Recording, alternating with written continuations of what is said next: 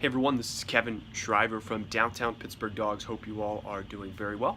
Thanks as always for watching. I want to give you some quick tips on having your dog join you on a plane trip, a flight to any destination.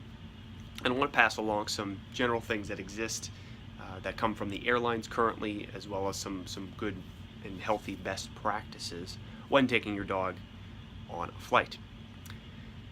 Currently, as of this video being made, if your dog weighs over a certain level, for example, if the dog weighs over 30 pounds, the dog is not allowed to go in the cabin with you, but they have to be checked as cargo. And then in addition to that, they're only allowed to fly when the temperature is on the ground is above a certain level, meaning it's warm enough, as well as when it's below a certain level. So there's a range that that takeoff and landing at both destinations that the dog, or that it has to be in the air temperature for a dog to be able to travel in the cargo. In addition to that, you also need to get, for that cargo flight, you need to get a certain type of crate. They have actually changed the rules.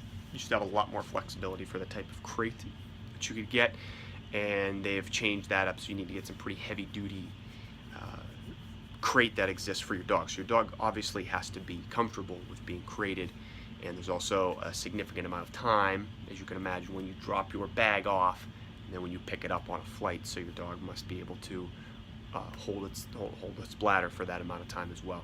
So traveling in the cargo is a rather straightforward, but you know, the path is very clear as to what it takes to get a dog there, but it's a little bit challenging in terms of the outside external factors. You have to have the right crate, it has to be the right air temperature, dog has to be able to sit in the crate for a number of hours.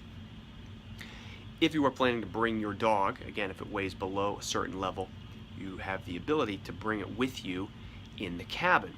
Now, in this situation, most airports, again, at the moment of this video, allow you to walk your dog on a leash through the airport. A lot of them have pet relief areas. If you're, and I'm not talking about a service dog. Service dogs have different requirements. They have to sit, they can be off, they have to be on a leash, but they have to sit out of a bag and sit next to you. If the dog's in the cabin with you, that is a non-service dog, just standard pet, you have to put it in a crate, or in a carrying case. You've seen them, people carrying the dogs throughout the airport.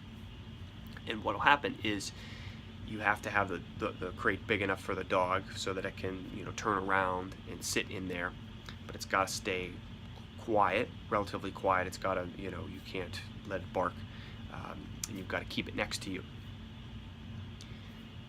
You also will probably have some requirements from the plane for individual. For example, if somebody has you may get a request that if somebody has an allergy or is getting upset by the dog, you have to move seats when you're getting in there. It's really never a problem. Hardly anybody has pet allergies that flies on a public plane, just because there's already a million allergies and germs flying around already. So pet allergies and pet, you know, sneezes are the least of your worries. If you are a person with germs, germophobia, and you're not even going to get on an airplane. So don't worry about those people. Those people don't really exist very much on airplanes. You do, however, want to practice putting your dog in that carrying case before you get into the plane. Work on setting the dog, setting the dog in the carrying case, and just practice putting it on your shoulder and carrying it around for a while, because the dog needs to stay in that case as long as you are flying, as long as you're in the cabin as well. You can give a certain treat to a dog. You know, make sure the dog can hold its bladder. Be conscious of young puppies for the time that it would be in that carrying case as well, if you are carrying a puppy with you on a plane. The other big thing to work on too is to exercise your dog a ton, or more than usual, before you get on the flight. A lot of people will, again, not practice putting the dog in a crate, not practice carrying the dog around, and they're busy. We all know how busy we are before we get on a plane. Well, guess what? They forget to exercise their dog a ton, and their dog's all wound up, and we're all wound up because we're getting on a flight, so the dog's anxiety builds up. That's where most people run into problems, is that they don't practice and they don't tire out the dog. So just get the dog tired. As I've said before on a lot of my videos, a tired dog solves a ton of challenges, a ton of behavior challenges in really any setting. So just make sure to tire your dog out and practice with your crate. In your case, you're going to have a pretty easy time. Most airlines are not out to kick dog owners off of flights.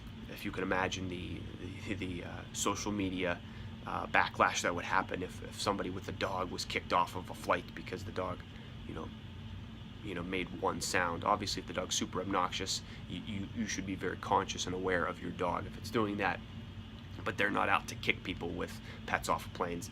It's a big revenue stream for them, and we all know how pet owners would unite in some type of social media backlash if an airplane was kicking off dogs regularly. So don't be afraid of the airlines. They are not out to get you, and they're not going to be out to get you and your dog.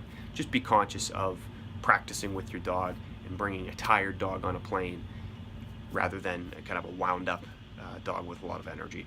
It'll be easier for you and make your experience a lot better for your dog as well.